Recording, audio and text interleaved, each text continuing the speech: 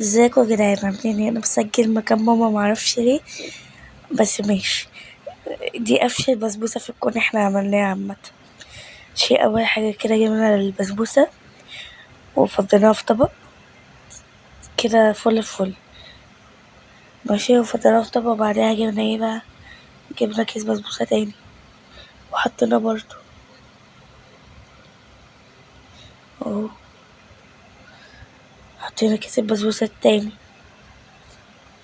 وبعديها نحط البيكنج باودر، نحط الكيسين عشان بتخليها تعلى شويه. وبعدين نحط كيس فانيليا ونسيب كيس تاني عشان احطه على الشربات. انا عندي برد عشان كده صوتي بايظ. وتقلبوها وبعدين تجيبوا 4 علب زبادي وتحطوها. حطوا 4 علب زبادي.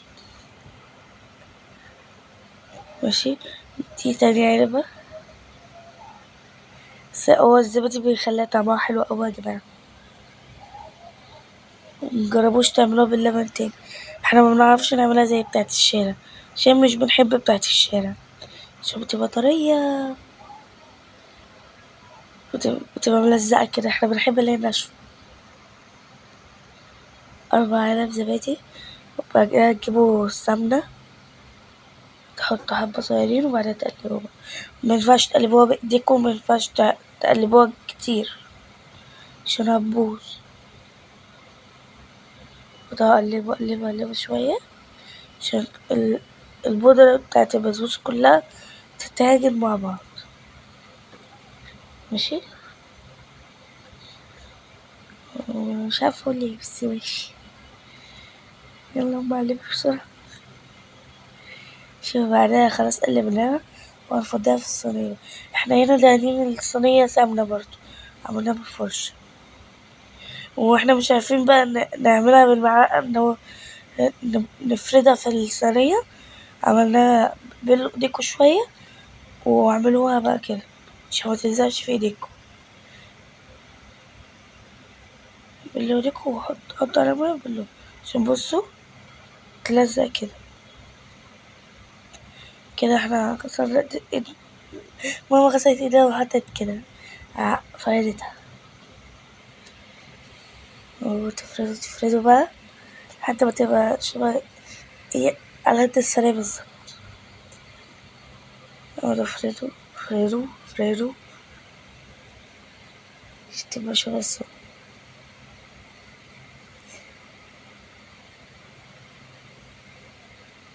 ويا جماعة بجد كانت طعمها حلو أوي والله. احنا كلناها أول ما اتعملت على طول. نجيب الصينية التانية وهندهنها زي ما وريتكم التانية كانت مدهونة ازاي. تدهنوها برضه بالسمنة أو بالزيت اللي انتوا عايزينه. تحطوا برضه البسبوسة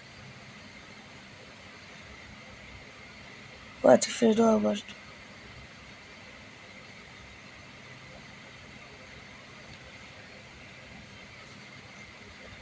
تفردوها برضه عشان تبقى قد الصينية بالظبط. بعد كده احنا خلاص عملناهم كده وحطيناهم في الصواني. ودلوقتي هناخدهم ونحطهم على الفرن